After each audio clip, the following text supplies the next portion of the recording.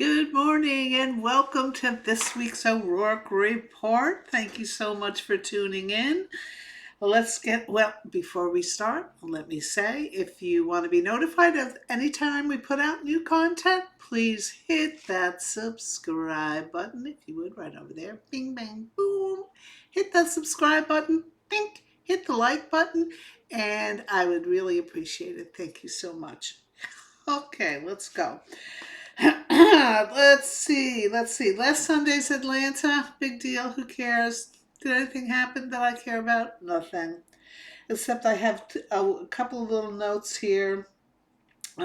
Portia's mother totally channeling Tina Knowles. I mean, doesn't she look? She could be her sister. For God's sakes, that's Beyonce's mother. For those who don't know, looks just like Tina Knowles. I put down Shia is the cutest kid on TV. I'm not quite sure who Shia's mom is, but I made a note of it that she is the cutest kid on TV. Love the interaction, the love actually between the three sisters, Shamia and her two other sisters. They have a conversation about something. And I just thought the family dynamic was fabulous. Really, really liked, made me like Shamia even more, and certainly liked her sisters a lot. I think we're gearing up to Kenya, which is probably going to be on tonight's episode. Why Kenya got fired episode. So that's the one I'm looking forward to. Um, and I'll be curious to see what type of confessional reactions they got from Kenya on this, because Kenya doesn't take ownership of her messiness. She doesn't analyze what made her messy. It's always somebody else's fault and it's never hers, because her hurt is deep, deep, deep, deep, deep infantile in its origins, and it's not an easy thing for her to want to pull apart and analyze. So it's never going to be analyzed. It was born in infancy, and it has been developed and polished since then. It's got, almost 50 years of polish on it. It's not going anywhere. All righty. Married to Medicine reunion. Kind of what we expected. The one thing I did see was interesting. There's been inferences for the last couple of years that Dr. Damon, this is Heavenly's husband, is one of my absolute favorite husbands, has been the lady, starting with Mariah Huck. Remember her? She was originally an executive producer. She bought the idea to whoever the production company is. And I don't know who does Married to Medicine, but it was Mariah who put forth this rumor and used this expression to my mind, the first time ever. I had never heard anybody say it. And I thought to myself, "Oh, what a clever way to put it." Now everybody uses it. She used the expression receipts. She was having a fight with Heavenly, and she made inferences about her husband, Dr. Damon. And Heavenly, of course, fought back on that. And Mariah came out with the famous line, "Do you want to see the receipts? I got the receipts." Very famous to me. First time I had ever heard that expression. Now you hear it everywhere. So anyway, let me go back to that. It was touched on very lightly at the end of episode 1 of the reunion that many of the cast members had heard rumors about Dr. Damon having fathered a child with a white woman. I don't care. I don't know why it matters if she's white or black, but that is something that I think is going to be discussed on tonight's episode. Okay, Beverly Hills. We had the season finale. We were treated to Sutton having another breakdown. But the only thing I can say about any of the cast members on this episode is the fact that Kathy Hilton.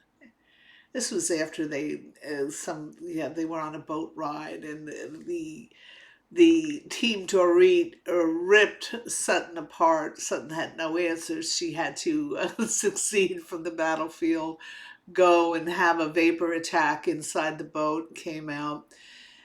You see her later. The women are allegedly getting ready for, or are getting ready for dinner. Dinner is going to be a birthday celebration for Dorit and Erica Jane. Evidently, they share similar birthdays.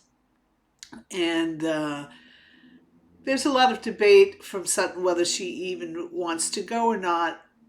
So anyway, she eventually goes, and the only one to show any ounce of kindness towards Sutton was Kathy Hilton. I just thought it was lovely, it was nice, and you've seen this a couple of times when the women really, are attacking each other. It's Kathy Hilton who'll reach out with maybe a little hug or a kind word. I just think it's nice. It shows you also Kathy Hilton just stays above. She is just not going to get down in the dirt with any of it. She has discussions with her sister, but she makes sure it's only she and her in the room who are having the discussion. She doesn't participate in these gang ups that you see, which is what the show has devolved into, frankly. And da, da, da, da, da. And then after that, there was Watch What Happens Live. Erica and Boz were on it. What they discussed is the news that had been released, I think, that morning, that Garcelle was quitting the cast. And I kind of saw that coming. When Garcelle, I think, was really kind of fed up with Sutton still pining for Kyle's friendship. Kyle's made it very clear that that's not her obligation to extend friendship to Sutton, and she could care less that Sutton is tender about it, showing no compassion whatsoever for Sutton. And and the fact that when Garcelle was getting into it with the Dorit side of the house, Sutton wasn't coming to her defense, whereas Garcelle has come to Sutton's defense over and over again. So anyway, Andy asks Erica and Bose, excuse me, I'm mispronouncing it, it's Bose, I gotta remember this, Bose like in Bozeman, Montana. Erica and Bose, like Rose, let's think of it that way, are asked their reaction to it, and both of them sit there stone-faced. Well, that's the reaction, they're not gonna say anything. So apparently there continues to be a lot of ill will between the two sides. Everybody is wondering who's going to come to Sutton's defense now, and I don't know. I don't know. You're going to add it. You're going to hire another Jennifer Tilly, so she's got people on her side. Don't know, but the loss of Garcelle for being an ally to Sutton it's a big loss to Sutton. Okay, enough of that. Let's go on to, well, the only thing that's going on in my mind in Bravo these days, honestly, is Summer House versus Southern Charm. And in my mind, Southern Charm is just kicking ass and taking names. We were treated to another Summer House episode where we are seeing the dissolution of the Paige-Craig relationships. It's obvious. I know Craig does like to say he was blindsided, but I think this guy is smarter than anybody knows. I think he saw it going down, and he was going to stay in it and make sure she did the breaking up and not him. And I think it was a cat and mouse game between the two of them for 6 months, because it's very apparent. We see this in a little promo with Paige, her whining to, I don't know, her fellow men haters, Amanda and Sierra, that she knows that the public is not going to like it if she breaks up with Craig. And she's crying because she knows that, I think she knows she's in a cat and mouse game with him.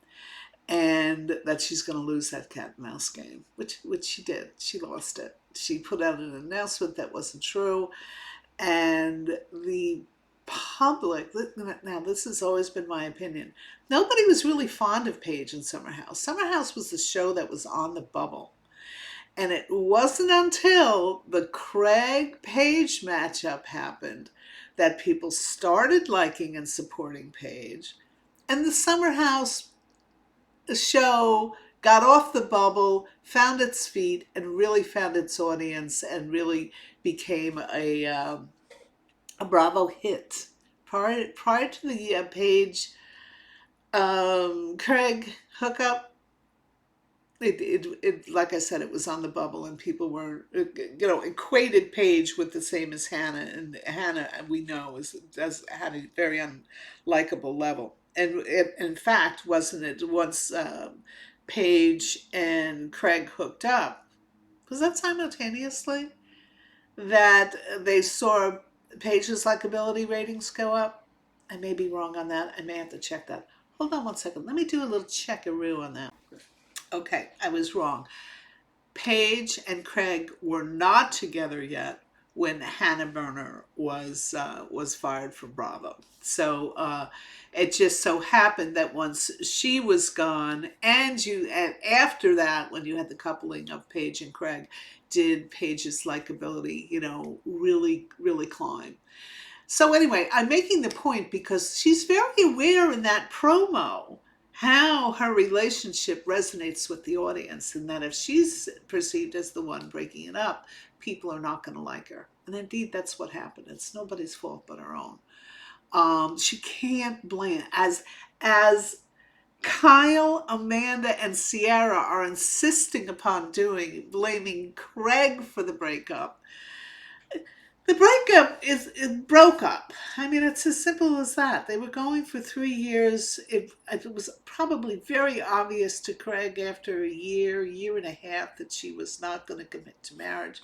She was not going to commit to children. Again, remember, she's seeing her career prospects really climb. He knows that is what she gets joy from, and while he tried his best to see if she wanted the same things he did, ultimately he knew. He knew. I think, like I said, I think the last 6 months was a cat and mouse game to see who would break up with who. Craig didn't want to do it because that would hurt his reputation, and he knew it would hurt his reputation. It would make him appear to be an F-boy. It would make him appear to be all sorts of negative things.